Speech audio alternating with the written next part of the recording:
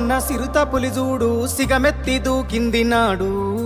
60 ఏండ్ల గోస అరికట్ట గదిలి సావుకు ఎదురురికినాడు. చెంగు సైరనూది జనమును పోగేసి దండోర మోగించినాడు.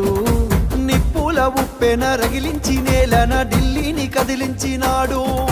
త్యాగాల తవ్వలన పదవుల్ని దారవాసి బతుకుల్ని బాగుజయ్యా బడిగీసి పత్తి బాసి వలస పాలకుల ఉరికించినాడి నేలన వలసలు తరిమేసినాడు.